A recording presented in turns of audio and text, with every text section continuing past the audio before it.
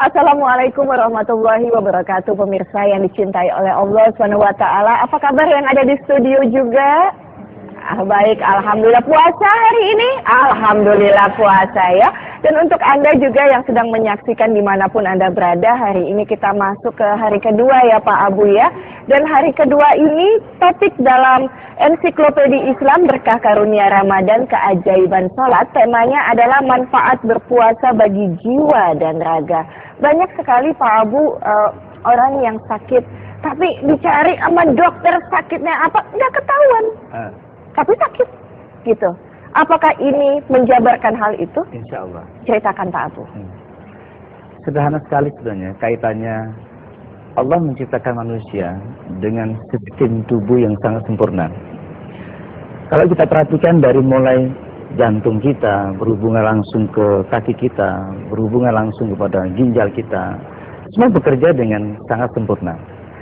Tetapi aneh, secara fisik, ketika kita perhatikan, kenapa hubungannya dengan emosi sangat erat? Bahwa tubuh manusia berkaitan dengan jiwa manusia. Ketika jiwanya gelisah, semua organ tubuh kita bekerja tidak baik. Ketika kita marah yang sangat luar biasa, maka seluruh organ tubuh kita kacau semuanya. Makanya ada sangat berkaitan antara jiwa manusia dengan tubuh manusia. Karena Allah menciptakan ada dua, yaitu tubuh manusia terbuat dari tanah, yang disusun dengan unsur-unsur tanah. Walaqad khalaqnal insana min sulalatin min tin. Sungguh Allah telah ciptakan manusia dari sari pati tanah. Maka tubuh manusia ya ambil dari sari-sari tanaman, unsur hara dari padi, unsur hara dari bayam atau tanah, makanan dan seterusnya. Dan semua diambil dari unsur tanah. Namun begitu kita perhatikan dari tubuh manusia, manusia makin lama, makin tua, makin lama, makin kemudian meninggal dunia. Makin rusak. Nah, ketika Allah katakan dengan kesempurnaan tubuh manusia, hari ini Allah mengenalkan kembali, kalian ini bukan hanya tubuh, bukan hanya unsur materi, yang kalau perhatikan tubuh manusia selalu cenderung kepada materi. Dorongan-dorongan ingin punya rumah, dorongan punya anak, dorongan punya zayyana linnasi hubbus syahawati minan nisa'i wal banin. Manusia dihiasi tubuhnya, ada keinginan terhadap asal tubuhnya. Istri, anak, rumah, mobil, dan materi yang lain. Hari ini Allah menerangkan lagi bahwa engkau setelah kuciptakan tubuh kalian, maka aku hembuskan roh yang berasal dari Allah Subhanahu wa taala, yang roh ini tidak akan kembali ke tanah. Allah mengatakan, aku yang menghembuskan roh ini, yang roh ini adalah lillah, lamnya lil milki. Inna, sesungguhnya kami, lillahi, kau milikku. Maka karena engkau milikku, wajib engkau pulang ke aku. Inna lillahi wa inna ilaihi raji'un. Sekarang ada kalimat, setelah puasa ini kita punya target, ada yang itu kembali kepada aslimu yang sebenarnya, bahwa engkau adalah roh yang dihembuskan dalam tubuh ini. Untuk mengenalkan kembali, maka fisik diredam, badan diredam. Kecenderungan badan ini sekarang ini untuk dipuasakan, istirahatkan, ngeposo kata orang Jawa. Memang kenapa manfaat berpuasa bagi jiwa dan raga? Jadi pada lemas gitu badannya? Satu hal dari aspek fisik bisa sehat kalau kita tenang. Fisik bisa sehat jika syaraf kita kendor. Jika ada ketegangan yang luar biasa, maka pengaruh terhadap hormonal, adrenalin kita meningkat, keasaman tubuh, keasaman dalam perut kita semakin meningkat, maka muncul sakit mah. Ketika hari ini ada dua aspek yang terjadi, bahwa ketika kita rela, ketika kita ikhlas, dipaksa lagi kita istirahatkan tubuh kita ketika berpuasa, seluruh tubuh kita akan istirahat. Semua toksin-toksin, semua racun-racun dalam tubuh kita akan kita keluarkan hari ini.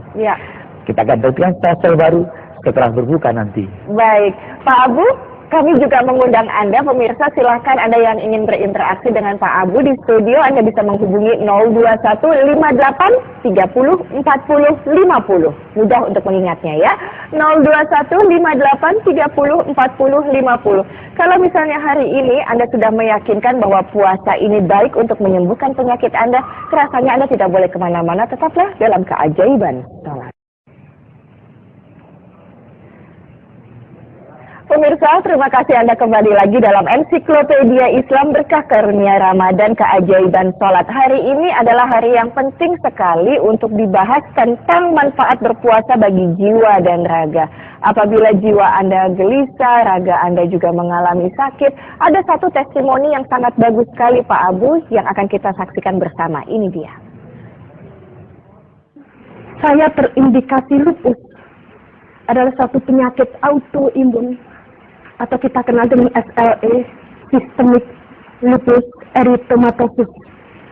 Penyakit yang bahasa sederhana yang saya pahami apa yang dikatakan oleh dokter, imun yang harusnya melindungi saya dari benturan penyakit dari luar. Ternyata imun saya abnormal. Imun saya kebingungan, dia berbalik arah menyerang tubuh saya. Saya tidak boleh stres, saya tidak boleh kena sinar matahari, dan saya harus punya istirahat. Padahal saya seorang pekerja, dan saya harus setiap saat keluar rumah, tentu saja di bawah terik matahari. Pada pemeriksaan terakhir, dokter mengatakan saya harus ke Dr. Sutomo Surabaya untuk tes secara lengkap apa yang saya alami. Ternyata memang ada indikasi secara luar saya terkena lupus. Dokter mengatakan saya harus rawat inap.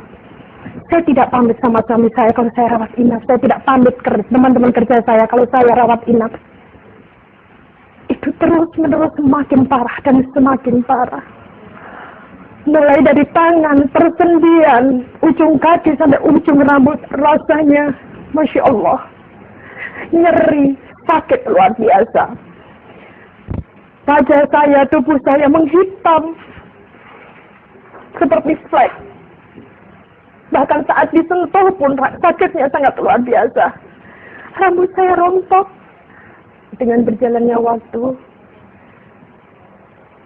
penyakit yang saya rasakan bukan lagi menjadi sebuah ujian ataupun musibah.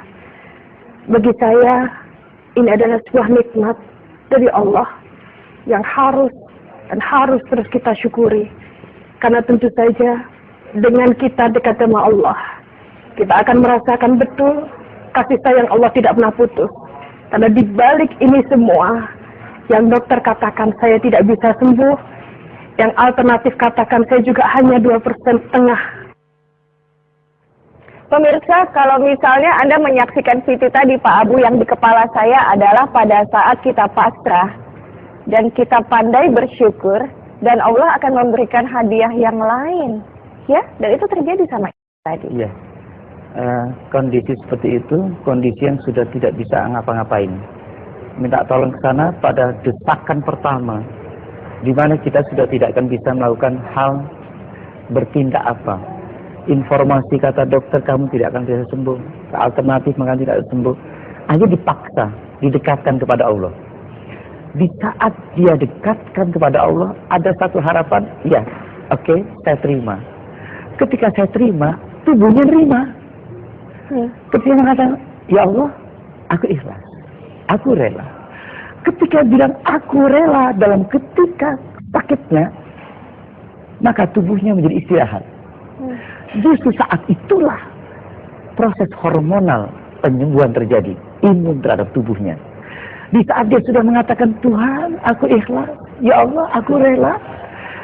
Di samping itu, beliau lakukan satu gerakan-gerakan rokaat yang ketegangan-ketegangan dalam tubuhnya terasa, maka dibantu dengan gerakan ketika sholat, atau ketika dia berpikir, rukuk dengan benar, sujud dengan benar, ikhlas dengan benar. Dua aspek terjadi, fisik dan ruhani terjadi seimbang. Di saat itulah kesembuhan terjadi, memproses secara psikoneuroimunologi. Kekuatan jiwa, kekuatan rohani, kekuatan hati ternyata sangat menyembuhkan. Contoh, Kalau kita menggunakan satu pengetahuan bahwa ketika kita sakit dalam kondisi yang sangat panas, ketika kita menolak panas itu, maka tubuh kita akan berontak. Betul, makin terasa panas. Makin terasa panas. Iya. Contoh orang yang berendam di air panas. Betul. Kalau kita menerima ini panas untuk tubuhnya agar terbuka pori-porinya, maka kita kan masuk ke dalam tempat panas itu, maka kita akan merasakan nyaman. Relax. Tetapi kalau kita menolak, kita akan loncat ke panas dan kita akan lari. Itulah otak manusia. Makanya mengapa di dalam gerakan-gerakan sholat harus gerakan-gerakan harmoni. Ketika takbir harus digerakkan dengan takbir dan dia harus diikuti antara hati, otak kita, tubuh kita harus harmoni. Sehingga ketenangan terjadi, maka berpengaruh. Ya. Ketika berwudu juga sama. Gerakan berwudu hanya mengusapkan tangan saja. Ketika tangan kita mengusapkan dengan sayang, berbeda dengan kita gosok-gosok, tidak senang, maka pengaruhnya ada. Ketika engkau usapkan betul ke wajah kita dengan pelan tenang, maka akan berpengaruh respon tubuh kita dan otak kita, maka neurotransmitter di otak kita, dia akan merespon dengan baik. Maka otak akan merasakan ketenangan yang sangat luar biasa. Ya. Air yang disentuh, menyentuh pas kulit kita, jika dipegang betul dimasukkan ke hati kita dengan perasaan kita, maka rasa dingin sejuknya akan menyentuh langsung ke pusat saraf. Maka tubuh kita akan merasakan nyaman. Tetapi berbeda dengan wudhu yang kita begini saja, dilempar-lempar, dan saraf kita nggak akan respon. Bandingkan nanti maghrib ambil air wudhu, Coba seperti itu. ya, saja ya. betul. Iya, iya. Rasakan betul sangat